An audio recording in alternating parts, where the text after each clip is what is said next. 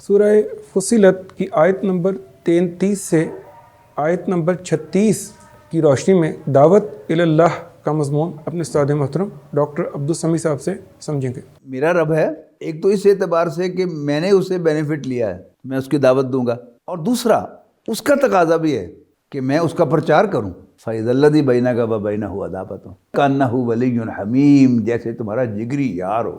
دل ہی تو ہے نہ سنگ و خشت، درد سے گھبرا نہ جائے کیوں، روئیں گے ہم ہزار بار، کوئی ہمیں ستائے کیوں۔ بسم اللہ الرحمن الرحیم۔ معزز ناظرین السلام علیکم۔ اسلام کے بنیادی نظریات کے اگلے پروگرام کے ساتھ محمد سہیل ریاض آپ کی خدمت میں حاضر ہے۔ ناظرین، ہم اپنے آج کے پروگرام میں سورہ فصلت کی آیت نمبر 33 سے آیت نمبر 36 کی روشنی میں دعوت اللہ کا مضمون اپنے استاد محترم ڈاکٹر عبدالسمیع صاحب سے سمجھیں گے۔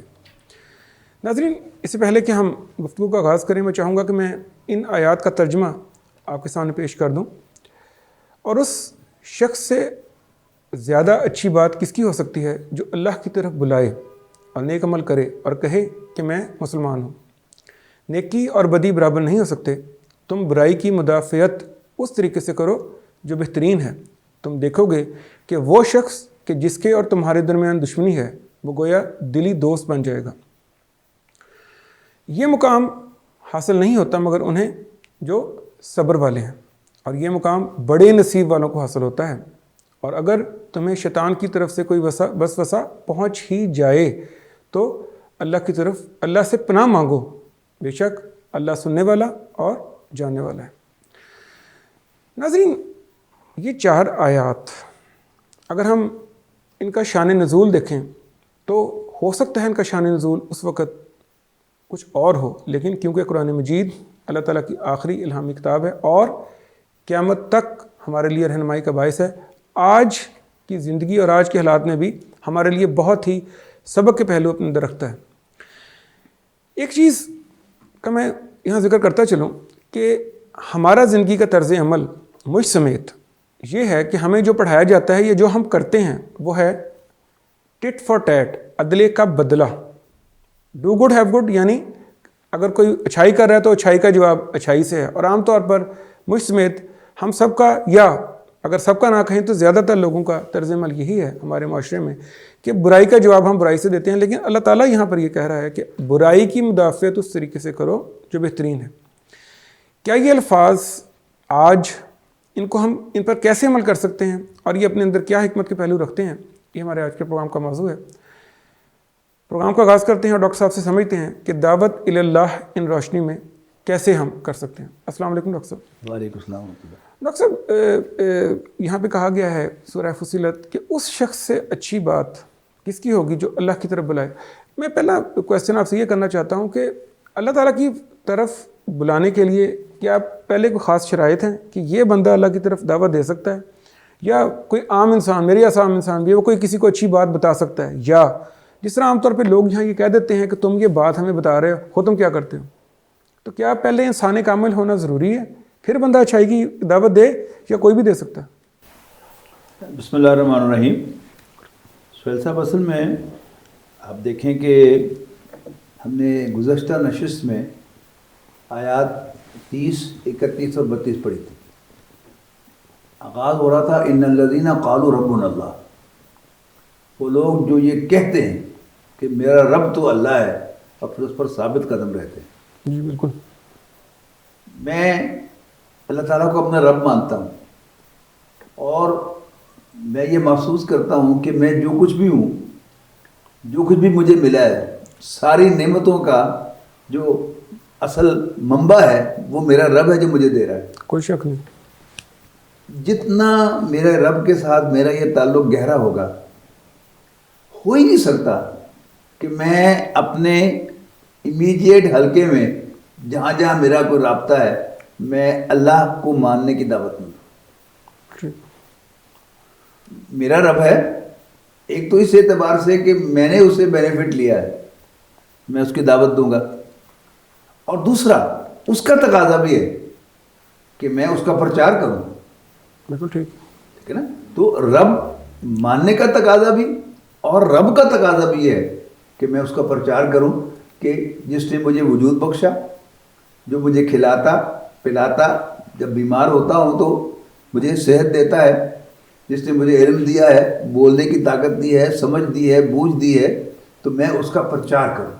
ٹھیک ڈاکٹر صاحب، یہاں سے پھر اب یہ بات ہے کہ نیکی اور برائی، نیکی اور بدی برابر نہیں ہو سکتے۔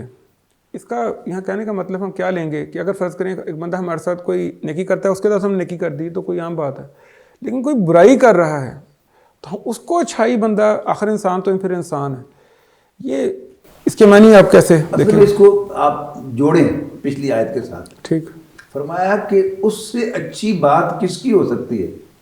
جو اللہ کی طرف بلائے۔ ٹھیک، اللہ نے یہ ہونٹ، زبان، تالو جس سے الفاظ بنتے ہیں، اور یہ اعلیٰ صوت تو سب کو دیا ہے۔ بالکل ٹھیک، کوئی اس سے گالی بکتا ہے، کوئی جھوٹ بکتا ہے، کوئی ظلم کرنے کو کہتا ہے، ظلم کو رواج دیتا ہے، اور کوئی خیر کو رواج دیتا ہے۔ اب ان خیر میں سے سب سے بڑا خیر کیا ہے؟ رب کی طرف بلانا۔ لیکن جب بھی آپ خیر کی طرف بلاتے ہیں تو ریزسٹنس تو آتا ہے، کوئی شک نہیں۔ یعنی جو بھی برائی کا رسیہ ہو چکا ہے اور اس نے ایک مافیا کی شکل اختیار کر لی ہے۔ کتنے ہی واقعات ہم اخبارات میں پڑھتے ہیں، سوشل میڈیا پر دیکھتے ہیں کہ خیر کی دعوت، برائی سے روکنا، اس پر ریزسٹنس آتا ہے۔ یعنی جو برائی کو اپنا اوڑھنا بچھونا بنا چکا ہو اور برائی سے بے شمار بینیفٹس لے رہا ہو، برائی ہی کی بنیاد پر اس کی چودراہٹ قائم ہو، وہ کبھی بھی خیر کی تلقین کرنے والے کو پسند نہیں کرتا، بلکہ پورا زور لگاتا ہے کہ میں اس کی آواز کو دبا دوں، میں اس کو اس سے روک لوں۔ اب یہ روکنے کے مختلف لیول ہیں، یعنی کوئی جتنا بڑا مافیا ہے، جتنا بڑا اس میں بینیفیشری ہے نظام کا یا برائی کا، اتنے ہی زور سے وہ اس کو دبانے کی کوشش کرے گا، یہاں تک کہ مارنے تک سے وہ گریز نہیں کرے گا۔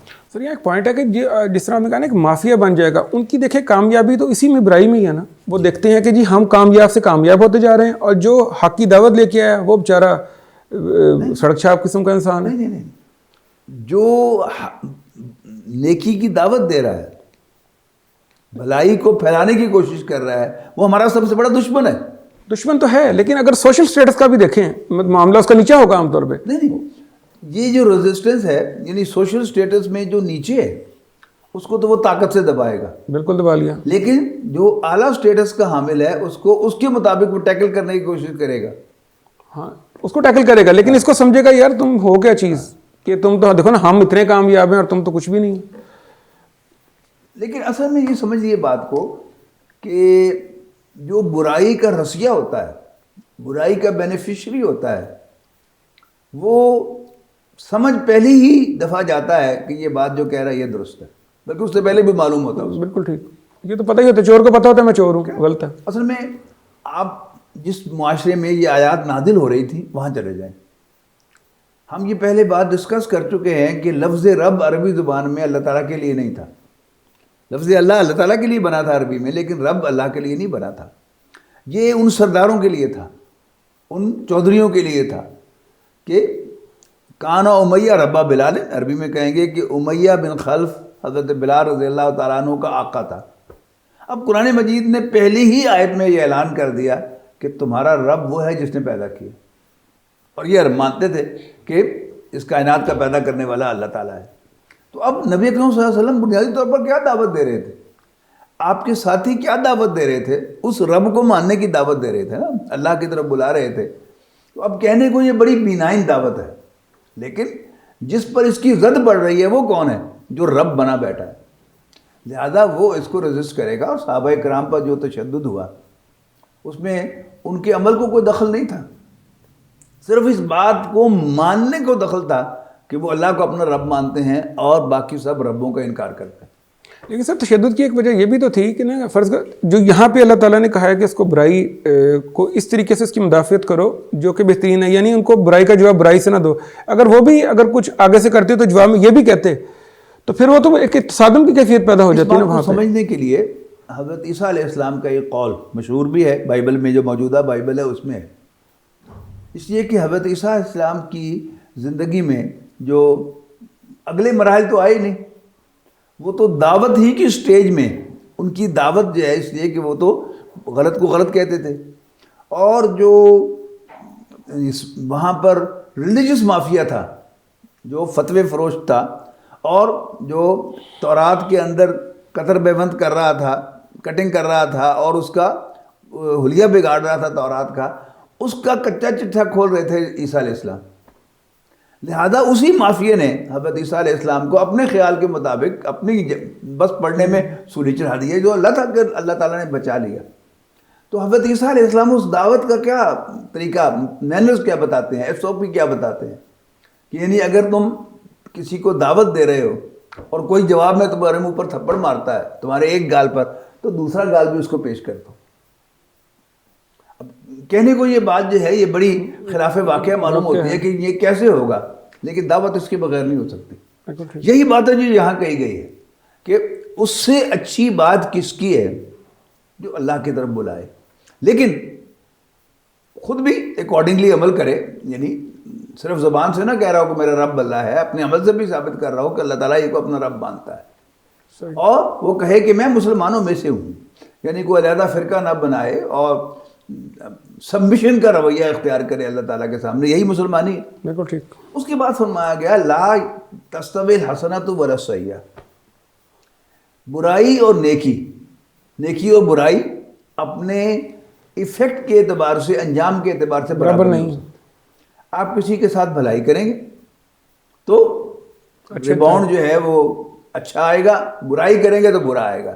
یہاں کس معنی میں ہے؟ یعنی خود ہمارے یہاں، یعنی آپ نے بھی یعنی ہاسٹل لائف میں دیکھا کہ جب بھی دین کی دعوت دینے والے آتے تھے تو ان کا مذاق بھی اڑایا جاتا تھا، ان کو برا بھلا بھی کہا جاتا تھا، ان کی انسلٹ بھی کی جاتی تھی. ان کو فارغ بھی سمجھتے تھے کہ ان کو کوئی اور کام نہیں ہے، ان کو اور کوئی کام نہیں ہے، ٹھٹھا کرنا، مذاق کرنا، یہاں تک کہ اندر بیٹھے ہوئے ہونا انٹرنل لاک لگا کر اور دروازہ کھٹکھٹانے پر رسپونڈ نہ کرنا، یہ انسلٹ نہیں ہے؟ بہت انسلٹ ہے. ٹھیک ہے نا. اب وہ کیا تھے؟ ان کے کوئی پیسے مانگنے تو نہیں آئے تھے، ان سے کوئی اپنی دنیاوی ہیلپ مانگنے تو نہیں آئے تھے، صرف اللہ کا پیغام لے کے آتے تھے. لیکن اس کا یہ رویہ جو ہے خود ہمارے سامنے ہے. اور کتنے ہی لوگ ہیں اسی یعنی گروپ میں سے کہ جن کا اس طرح مذاق اڑایا گیا، لیکن انہوں نے برا نہیں منایا، وہ بار بار جاتے رہے اور بڑے عزت سے پیش آتے رہے. نتیجہ کیا نکلا؟ ایک دن دوسرا آدمی ٹوٹ گیا اور ساتھ مل گیا، اور ان کا گرم جوش ساتھی بن گیا. صرف ساتھی نہیں، گرم جوش ساتھی، ایکٹیو کارکن بن گیا. اب پڑھیے اس آیت کو، ولا تستوی الحسنۃ ولا السیئۃ. ایک یاد رکھیے گا، اس میں کنفیوز نہ کیجیے گا. ایک ہے عدل کا نظام، جب اسلام قائم ہوگا، اسلام نافذ ہوگا، تو اسلامی ریاست کی ذمہ داری ہوگی کہ جس کے ساتھ زیادتی ہوئی ہے اس کی داد رسی کرے. کس حد تک داد رسی کرے؟ اس کا دانت توڑا گیا ہے تو ظالم کا دانت توڑے، اس کی آنکھ پھوڑی گئی ہے تو اس کی آنکھ پھوڑے، اس کا کان کاٹا گیا ہے تو اس کا کان کاٹے، جان لی گئی ہے تو جان لے. یہ اسلامی ریاست کی ذمہ داری ہے. لیکن ایک دائی کا جو کردار ہونا چاہیے وہ کیا ہے کہ اگر دائی جو ہے وہ بھی ری ایکٹیو ہوگا تو پھر کیا ہوگا؟ دعوت وہیں پر سپریس ہو جائے گی اور ایک اور کھاتا کھل جائے گا، یا لڑائی جھگڑا شروع ہو جائے گا، اور یا جو پبلک میں ایک سائلنٹ میجورٹی ہے جو آپ کے ساتھ ہے وہ آپ کا ساتھ چھوڑ دے گی. یعنی ابو سفیان بعد میں ایمان لائے رضی اللہ تعالیٰ عنہ، ان کا ادب سے نام لیتے ہیں، لیکن کافر سرداروں میں سے، مشرک سرداروں میں سے یہ بڑے اسٹریٹجک قسم کے سردار تھے، اور بہت ذہین. ظاہر بنو امیہ کے اندر ذہانت تو اللہ تعالیٰ نے کوٹ کوٹ کے بھری ہوئی ہے. تو ایک مرتبہ یعنی مسلمان دعوت دیتے ہوئے لا الہ الا اللہ، لا الہ الا اللہ، لا الہ الا اللہ کہتے ہوئے حرم میں گئے، اور قریش کے سرداروں نے انہیں مارنا پیٹنا شروع کر دیا. اس سے ابو سفیان آئے، کیا کر رہے ہو یہ؟ دس وے، یعنی میسج مووی کے اندر جو الفاظ ہیں ان کے، late them go, this way they will win more sympathies. ہمدردی زیادہ حاصل ہوگی ان کو. بالکل ٹھیک. مکہ مکرمہ میں ایک سائلنٹ میجورٹی بھی تھا. ایک سردار تھے, ایک مسلمان تھے, اور ایک مکے کی سائلنٹ میجورٹی تھی جو نہ ایمان لانے میں والوں میں تھی نہ زیادتی کرنے والوں میں تھی. وہ دیکھ رہی تھی کہ انہیں کس بات پر مارا جا رہا ہے, صرف یہ کہنے پر کہ ہمارا رب اللہ ہے. صحیح. بالکل ٹھیک. تو ان کے اندر ایک سمپیتھی ان کے لیے ڈیولپ ہو رہی تھی جو بعد میں کام آنے والی ہے. بالکل ٹھیک. تو یہ مسٹ ہے دائی کے لیے. بدلہ لینا وہ ریاست کا کام ہے, اسلامی ریاست قائم ہو جائے. وہاں بھی کہا ہے کہ جو معاف کر دے ان تعفو خیر لکم, اگر تم معاف کر دو گے تو تمہارے لیے بہتر ہوگا. لیکن وَلَكُمْ فِي الْقِصَاصِ حَيَاةٌ يَا أُولِي الْأَلْبَابِ, لیکن معاشرے کی اصلاح کے لیے ضروری ہے کہ تم قصاص لیا کرو, بدلہ لیا کرو. لیکن معاف کرنے کی پروویژن وہاں بھی ہے. لیکن ایک دائی کے لیے تو یہ حرام کے درجے میں ہے کہ وہ ریئیکٹ کرے, اس کو گالی دے دے, جواب میں گالی دے دے. اس میں تو وہی طرز عمل ہے, سلام اس پر کہ جس نے گالیاں سن کر دعائیں دی. بالکل ٹھیک. صلی اللہ علیہ صلی وسلم. اللہ علیہ وسلم. بالکل ٹھیک. تو یہ لازمی تقاضا ہے کہ لا تستوی الحسنۃ ولا السیئۃ. اگر تم ریئیکٹ کرو گے برائی پر برا اور نیکی پر اچھا تو اس کا ایک اور ایفیکٹ ہوگا. لیکن ادفع باللتی ہی احسن, تم برائی کا جواب, برائی کی مدافعت بھی کرو بیسٹ طریقے سے. نتیجہ کیا نکلے گا؟ فَإِذَا الَّذِي بَيْنَكَ وَبَيْنَهُ عَدَاوَةٌ. نتیجہ یہ نکلے گا کہ وہ اور جس کے تمہارے اور تمہارے درمیان دشمنی تھی وہ ایسے ہو جائے گا کَأَنَّهُ وَلِيٌّ حَمِيمٌ, جیسے تمہارا جگری یار ہو. بالکل ٹھیک. بالکل ٹھیک. اور ایسا ہوتا ہے اوبیسلی ایسا ہوتا ہے. لیکن یہ کوئی آسان کام نہیں ہے. یہ کام بہت بہت مشکل. بہت دل ہی تو ہے نہ سنگ و خشت, درد سے گھبرا نہ جائے کیوں. ٹھیک ہے نا, روئیں گے ہم 1000 بار, کوئی ہمیں ستائے کیوں. بالکل ٹھیک. یعنی انسان کی نیچر ہے نا کہ جب اس پر سختی کی جاتی ہے, اس پر زیادتی کی جاتی ہے, تو وہ اندر سے ایک غصہ آتا ہے اس کو بھی. لیکن اللہ کے لیے, اس کاز کے لیے اگر وہ رزسٹ کرے گا, صبر کرے گا, تو پھر اللہ تعالیٰ ہمت دے گا اس کو کہ وہ ایسا کر سکے. اللہ تعالیٰ کی خاص عنایت کے بغیر نہیں ہو سکتا. بالکل ٹھیک. پہلے انسان کو تھوڑا سا حوصلہ صبر دکھانا پڑے گا. یا یاد رکھیے گا کہ قرآن مجید میں بالعموم صبر, یہ بات پہلے بھی ہو چکی ہے, پیشنس کے معنوں میں نہیں آتا, یہ اسٹیڈ فاسٹنس کے معنوں میں آتا ہے. فرض کیا ہے سر, یہاں پہ کوشچن میں لینا چاہتا ہوں. جس طرح یہ اگلی آیت ہے کہ یہ مقام ان لوگوں کا ایسا ہوتا ہے جو صبر والے ہیں, یعنی کہ اس کا مطلب یہ ہے کہ صبر ان کے اندر جس طرح اسٹیڈ فاسٹ یا مستقل مزاجی اندر ہو تو وہی یہ کام کر سکتا ہے, دوسرا کر ہی نہیں سکتا. بالکل نہیں. یہ مطلب ہے پھر اس کا, یہ اس کا مطلب ہے کہ کچھ نہ کچھ آپ کو جھیلنا برداشت کرنا پڑے گا. آپ انیشیل کریں گے تو اللہ تعالیٰ اور ہمت دے گا, اور ہمت دے گا, اور ہمت دے گا. بالکل ٹھیک. یہ کر کے کرنے سے پتہ چلتا ہے بالکل ٹھیک. کہ اللہ کا حکم سمجھ کے کریں, پھر اللہ تعالیٰ آسانیاں بھی پیدا کرتا ہے گریجولی, اور وہ جو نتائج ہیں کہ وہ جگری یار بن جائے وہ بھی حاصل ہوتا ہے. لیکن پہلے آپ کو صبر کا مظاہرہ کرنا پڑتا ہے, پھر کامیابی ملے گی. بالکل ٹھیک. سر اس سے آگے اب یہ آ رہا ہے کہ اگر تمہیں شیطان کی طرف سے کوئی وسوسہ پہنچی جائے, چوک لگ جائے, چوک لگ جائے, تو اس کا مطلب کیا یہ ہے کہ فرض کریں میں اب دعوت اللہ کا کام کر رہا ہوں, تو آگے لوگ جو سے ہیں وہ میں کہتا ہوں یار یہ کیا چیز ہے, میں تو بہت اللہ کے قریب ہوں, مطلب یہ اس کا مطلب ہے اپنے آپ کو کچھ سمجھنا شروع کر دینا یہ شیطان کا وسوسہ کہ تم نیک ہو. یہ بھی ہو سکتا ہے, یہ بھی ہو سکتا ہے. لیکن میں سمجھتا ہوں کہ اس میں بنیادی طور پر یہ ہے کہ آپ نے 10 دفعہ برداشت کر لیا, لیکن 11ویں مرتبہ پھر شیطان نے آپ کو پش کر دیا, آپ ریزسٹ نہیں کر سکے, اور آپ نے بھی کچھ انڈ شنڈ کہہ دیا. فوراً کہنے کے بعد آپ کو احساس ہو, جو ہی احساس ہو کہ میں نے غلطی کی ہے, تو اللہ تعالیٰ کی پناہ میں آ جائے, اعوذ باللہ من الشیطان الرجیم پڑھ لیں کہ مجھے غصہ آ گیا. غصہ شیطان کی طرف سے آتا ہے. بالکل ٹھیک ہے نا. تو جو ہی اما جب کبھی ینزغنک من الشیطان نزغ, شیطان کی طرف سے تمہیں کوئی چوک لگ جائے, فاستعذ باللہ, تو اللہ کی پناہ میں آ جا. انہ هو السمیع العلیم, بے شک وہی تو سب کچھ سننے والا, سب کچھ جاننے والا ہے. وہ دیکھ رہا ہے ہماری حالت, یعنی اللہ تعالیٰ دیکھ رہا ہے کہ تم نے رجسٹ کیا, لیکن فائنلی تمہاری ہمت جواب دے گئی, تو اللہ تعالیٰ معاف کرے گا اور پھر اثر نو تمہاری ہمت جو ہے وہ اللہ تعالیٰ مان دے گا. یعنی کہ پھر ہمارا اصل امتحان صبر کا ہی ہے, کامیابی اس کے بعد ہے. بالکل. جی ڈاکٹر صاحب بہت شکریہ, آپ نے ہماری رہنمائی کی, ہم آپ کو بہت شکر گزار ہیں. انشاءاللہ ہم آپ کو آئندہ بھی دعوت دیتے رہیں گے.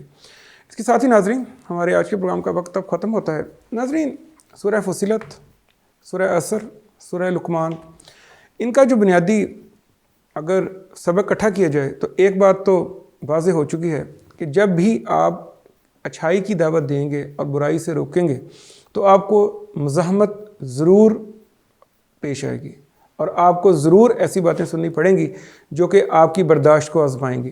لیکن کیونکہ ہمیں کسی بھی اچھے کام کو کرنے سے پہلے, جس کو ہم دعوت اللہ کے موضوع سے آج اپنے استاد محترم سے سمجھا ہم نے, یہ اگر سمجھ لیں کہ یہ کام ہمارا نہیں ہے, ہم اللہ کے لیے کام کر رہے ہیں, ہمارا مقصد اپنی ذات کا کوئی پیغام آگے پہنچانا نہیں ہے بلکہ اللہ تعالیٰ کا پیغام پہنچانا ہے, تو ہم اس کام کو بہتر طریقے سے کر سکیں گے اور ہونے والی آگے سے جو ہمیں تکلیف آ رہی ہے اس کو برداشت بھی کر سکیں گے. پھر اللہ تعالیٰ ہمارے لیے نئے راستے نکال دے گا. میں ایک چھوٹے سے واقعے کا ذکر آپ سے کرنا چاہتا ہوں کہ ایک بار نبی کریم صلی اللہ علیہ وسلم اور حضرت ابوبکر صدیق کسی جگہ موجود تھے کہ حضرت ابوبکر صدیق رضی اللہ تعالیٰ عنہ کی کسی کے ساتھ تکرار ہو گئی, تو وہ آپ کو برا بھلا کہتا رہا. آپ صلی اللہ علیہ وسلم وہاں بیٹھے تھے, آپ دیکھتے ہوئے مسکراتے رہے. حضرت ابوبکر صدیق کچھ دیر تو چپ رہے, پھر جب ان کی برداشت جواب دے گئی تو انہوں نے آگے سے جواب دے دیا. جو ہی انہوں نے آگے سے جواب دیا ہے تو نبی کریم صلی اللہ علیہ وسلم وہاں سے اٹھے اور وہاں سے تشریف لے گئے. حضرت ابوبکر صدیق آپ صلی اللہ علیہ وسلم کے پیچھے آئے اور انہوں نے کہا, دیکھیں وہ شخص مجھے برا بھلا کہتا رہا, تب آپ بیٹھے مسکراتے رہے, لیکن جب میں نے کوئی جواب دیا تو آپ وہاں سے اٹھ کے تشریف لے گئے. آپ صلی اللہ علیہ وسلم نے فرمایا کہ جس وقت تم خاموش تھے تمہاری طرف سے ایک فرشتہ اس شخص کو جواب دے رہا تھا, لیکن جب تم نے بھی غصہ کیا تو فرشتے کی جگہ شیطان آ گیا, اور میں شیطان کے ساتھ تو بیٹھ سکتا نہیں تھا, لہٰذا میں نے وہاں سے جانے میں ہی بہتری سمجھی. اپنے عزیز و اقارب, اپنے دوستوں, سب کا خیال رکھیے گا. آئندہ کسی نئے موضوع کے ساتھ پھر حاضر ہوں گے. تب تک کے لیے اجازت. اللہ حافظ.